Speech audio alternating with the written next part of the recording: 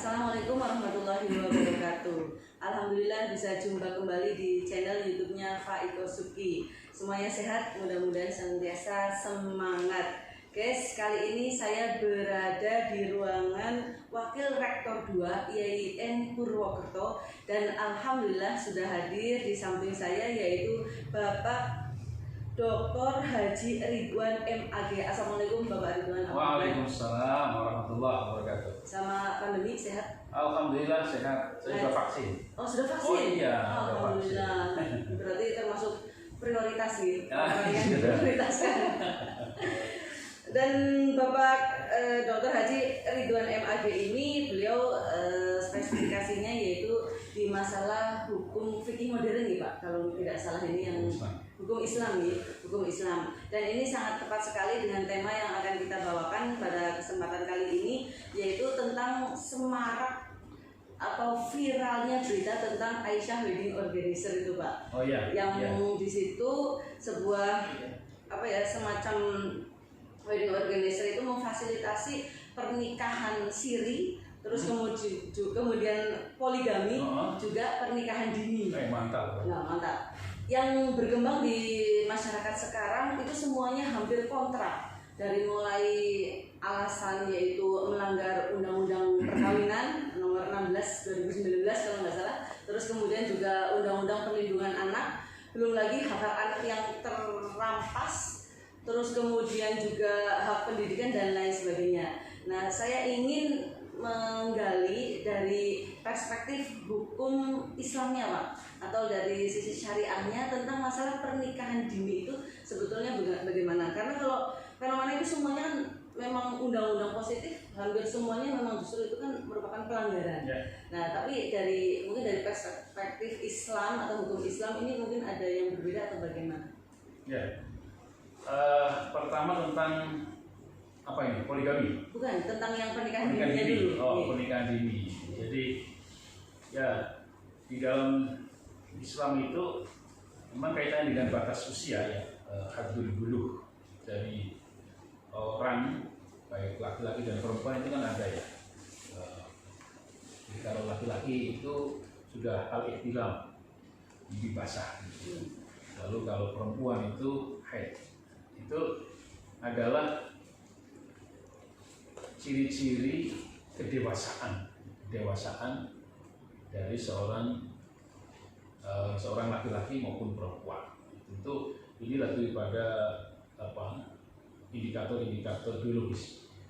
Yang kedua tentu ada indikator psikologis dan intelektual yaitu al-aqil. Jadi maka mukallaf itu adalah al-aqil balik kan gitu kan. Nah, dalam kaitan dengan perkawinan ini gitu ya, memang yang disebut dengan dini ini kan batasannya susah. Ya, nikah dini itu nikah yang yang terlalu muda kan? Ya, kalau undang-undang perkawinan yang baru 2016 tahun 2000 nomor 16 tahun 2019 itu 19 tahun gitu. Betul, kalau undang-undang jelas ada limitasi dalam bentuk umur gitu ya. Nah, kalau menggunakan undang-undang jelas, undang-undang nomor 174 atau kemudian juga kompilasi hukum Islam ya, KHI itu jelas di situ ada limitasi umur. Itu artinya kalau kedua mempelai itu kurang dari itu maka bisa disebut dengan dini karena jelas. Nah, kalau dalam Islam ini memang kalau fikih itu kan ruang perbedaan ya, ruang perbedaan pasti di situ nanti banyak perbedaan di kalangan ulama di dalam mendefinisikan tentang dewasa. Ada yang mendefinisikan dewasa itu 12 tahun, ada yang mendefinisikan 15 tahun di kalangan para ulama gitu. Ya tentu definisi-definisi itu kan lebih awalnya bersifat kultural waktu itu ya. Artinya memang pada waktu itu ini sudah dianggap dewasa sesuai dengan ukuran sosial budaya waktu itu. Tapi sesungguhnya saya ingin mengatakan begini. Filosofi dari perkawinan dulu kan, filosofi perkawinan itu kan mitsaqan ghalidha, jadi ikatan yang kuat. Lalu yang kedua untuk keluarga yang sakinah mawaddah warahmah. Nah, yang ketiga dalam Islam itu nikah itu adalah bagian dari pelaksanaan ibadah, kan gitu. Jadi landasan perbuatannya itu adalah ibadah, lalu kemudian tujuannya adalah sakinah mawaddah warahmah, sehingga diharapkan kalau dasarnya itu akan tercipta ikatan yang kuat. Lalu ya tinggal apakah praktek pernikahan dini itu kemudian bisa menuju pada tujuan tadi itu, tujuan penciptaan keluarga sakinah mawaddah warahmah yang kemudian bisa mengantarkan kepada satu ikatan yang kuat. Nah ini saya kira yang perlu dikaji gitu kan. Pada titik inilah apakah praktek pernikahan dini ya, itu mengandung maslahat atau madharat, kan di situ. Nah, ya pertama kan konsepsi perkawinan itu kan bagaimana membangun penyatuan dua manusia yang berbeda dari sisi visinya. Lalu dari sisi fisiknya adalah pasti di situ ada aktivitas biologis yang kemudian nanti di situ kan lahir keturunan. Pertanyaannya kalau anak usia dini, orang yang masih dini pernikahan dini itu kemudian menikah, itu dari sisi kesiapan secara biologis kan belum siap, gitu kan? Yaitu kesiapan untuk bereproduksi. Pada tataran inilah aspek madorotnya itu kelihatan atau kemudian diduga akan melahirkan madorot. Dan ada koridor ya kalau di dalam diskusi tentang kesehatan reproduksi itu kan tidak boleh terlalu muda, terlalu tua. Jadi terlalu muda nikah tidak bagus, terlalu tua juga tidak bagus. Ya. Jadi yang tengah-tengah itulah yang bagus, ya kan? Maka khairul umur awsatuha. Jadi bisa digaris bawah, berarti apakah itu mengandung banyak maldorot atau maslahatnya? Dan itu harus ada kajian gitu. Ya. Kalau secara garis besarnya kita ambil garis merahnya tentang pernikahan dini itu dalam Islamnya banyak madorotnya. Pertama dari sisi kesiapan biologisnya, ya. Kesiapan untuk reproduksi. Ya. Kalau dini menikah usia dini itu dimaknai katakan 15 tahun. Misalkan kita menggunakan parameter undang-undang itu kan berarti sebelum 16 atau sebelum 19 bagi laki-laki. Itu orang struktur biologis perempuan itu belum siap untuk bereproduksi. Dan kalau belum siap bereproduksi itu artinya bisa mengancam kematian ketika dia melahirkan. Nah ini kan madorot gitu kan. Belum lagi dari sisi psikologis ya. Jadi kesiapan kematangan psikologis, kematangan emosional orang yang akan membangun rumah tangga itu kan juga dipertimbangkan, dan usia itu menjadi salah satu parameter kematangan emosional. Jadi pada dua titik inilah ya tingkat madorot pernikahan dini itu lebih banyak. Karena itu kan ada kaidah ya darul mafasid muqaddamun ala jalbil masalih. Barangkali nikah dini itu enak mungkin gitu ya, maslahat, tetapi madorotnya lebih banyak kan gitu. Karena itu menangkal kemadorotan harus lebih. Itu kalau di dalam webnya itu yang sekarang memang sudah tidak beredar lagi itu karena masa pandemi. Jadi orang tua itu daripada merasa berat katanya melakukan pembiayaan terhadap anak, terus kemudian juga banyaknya kasus anak-anak yang menikah di usia sekolah dan lain sebagainya, maka dia memfasilitasi untuk pernikahan seperti itu. Jadi banyak sekali untuk menarik konsumen agar mau melakukan pernikahan dini itu. Ya, saya kira kan begini ya, peristiwa pernikahan itu kan harus dilihat dari 3 perspektif. Pertama dari perspektif agama, bahwa pernikahan itu adalah bagian dari perintah agama, melaksanakannya ibadah. Tetapi ibadah yang baik itu kan ibadah yang kemudian memenuhi persyaratan-persyaratannya. Nah, kalau kemudian tujuan perkawinan itu adalah tadi membentuk keluarga yang sakinah mawaddah, itu tampaknya sulit untuk direalisasikan jika itu pernikahan dini ya, maka itu kemudian berarti bertentangan dengan spirit dari pernikahan itu sendiri, yaitu membangun keluarga, karena tidak ada kesiapan secara fisik dan psikologis. Yang kedua, pernikahan itu dilihat dari sisi yuridis. Nah ini yang saya kira pada aspek ini ya praktek WO Aisyah. Nah, ini saya kira menafikan aspek yuridis. Ya. Jadi peristiwa perkawinan itu kan peristiwa hukum, karena di situ mengikat dua manusia yang berbeda untuk kemudian masuk dalam ikatan hukum yang disebut dengan ikatan perkawinan. Ketika itulah muncul hak dan kewajiban. Nah, karena peristiwa hukum, maka perkawinan itu harus dibuktikan dengan bukti hukum. Bukti hukumnya adalah pencatatan perkawinan yang kemudian dokumennya itu akte nikah. Perkawinan yang tidak dicatat, kalau misalkan perkawinan dini ini kemudian melalui jasa tadi WO itu kemudian tidak dicatat, itu kan secara hukum dianggap tidak pernah ada, atau dalam bahasa lebih kasarnya itu liar, perkawinan liar, illegal marriage, kira-kira kan itu ya.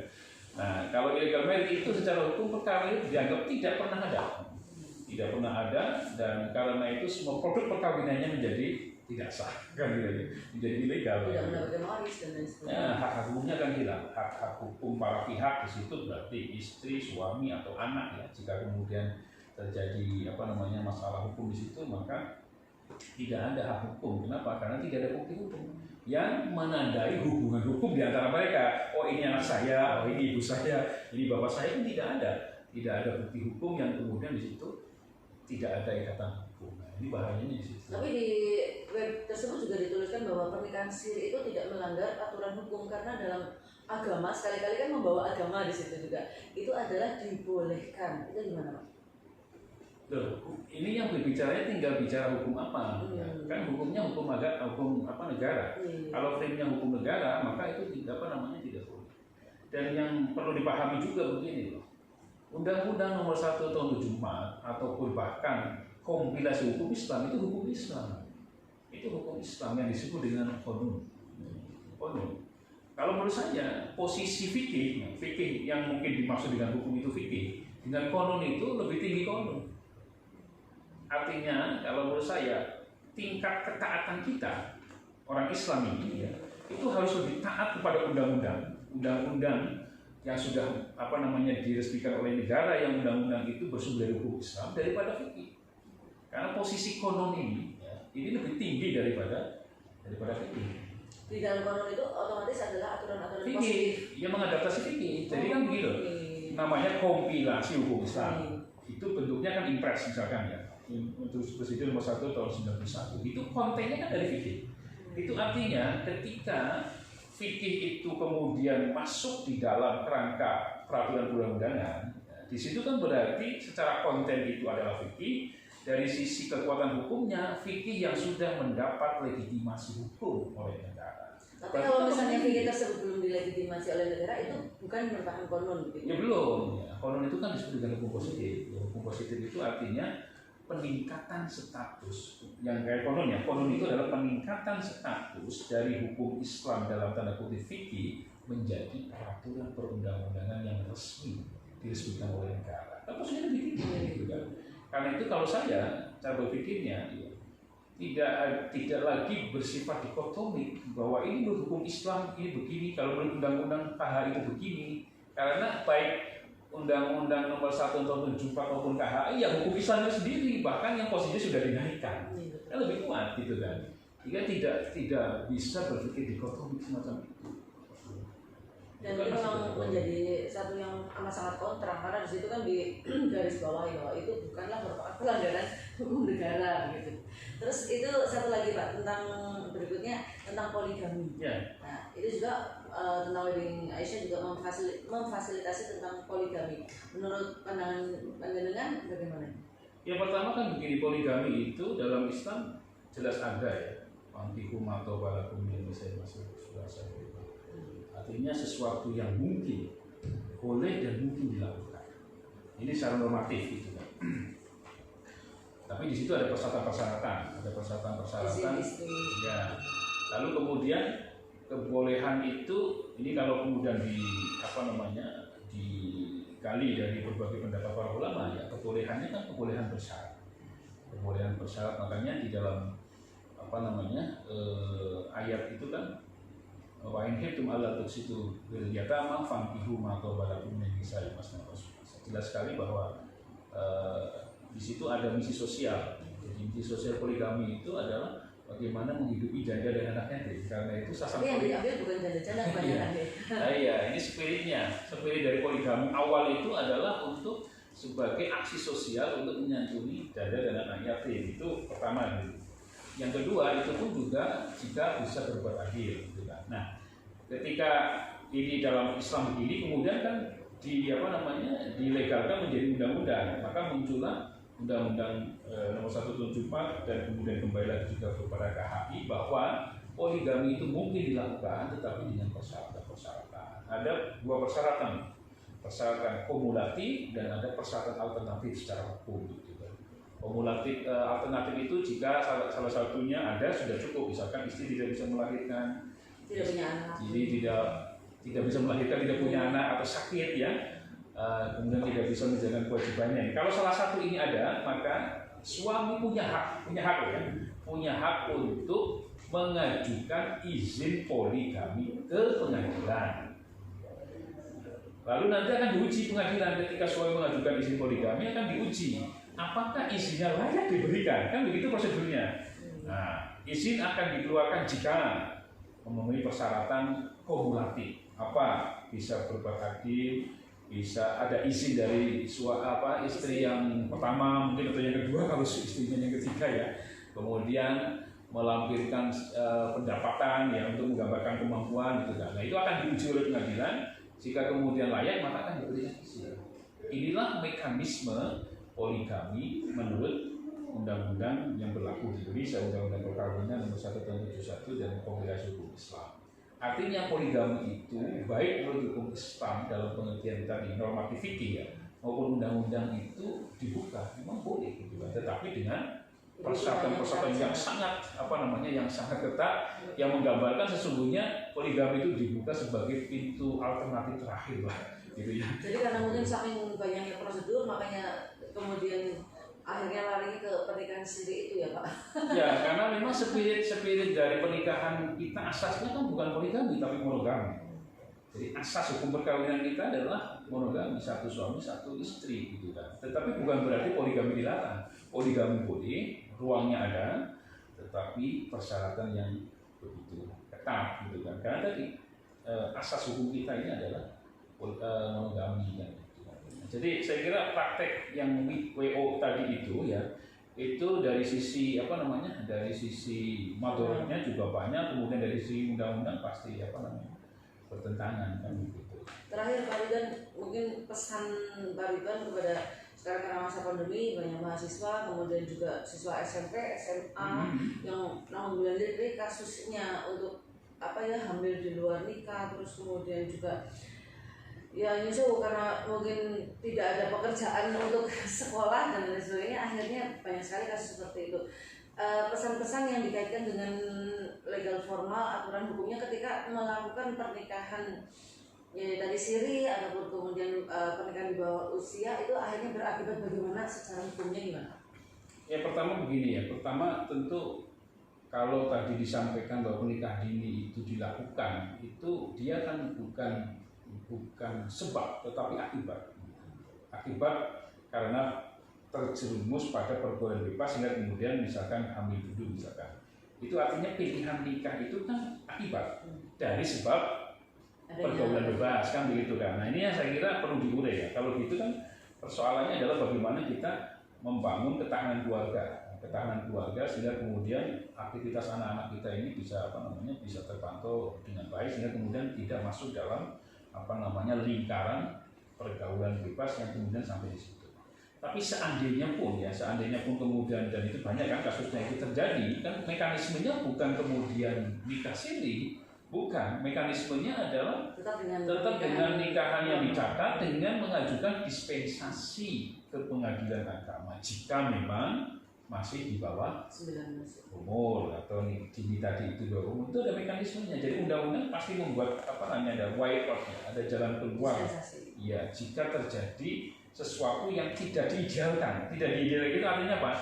Calon ini belum memenuhi persyaratan sebagaimana yang dipersyaratkan oleh undang-undang, maka ada jalan keluar, yaitu permohonan dispensasi nikah agar diberikan izin oleh pengadilan untuk dinikahkan meskipun masih di bawah umur. Artinya koridornya ya on the track, masih dalam koridor hukum. Jadi mereka dibolehkan pernikahan dini dengan alasan dispensasi, tetapi prosedur hukum resmi. Ada tidak memiliki dampak yang lebih parah. Ya, dengan begitu kan ada legalitas, ya legalitas. Sebab kalau nikah itu tidak dicatat tadi, dianggap never existed, dianggap tidak pernah ada. Jangan pernah ada itu artinya ya secara hukum dianggap tidak pernah ada, jika ilegal semuanya. Terima kasih sekali Pak Ridwan untuk waktunya, share ilmunya, insya Allah ini sangat bermanfaat terutama bagi kaula muda dan yang belum nikah dan juga mungkin bapak-bapak yang punya pikiran poligami ya. Sampai bapak ada prosedurnya kan memang luar biasa ketat.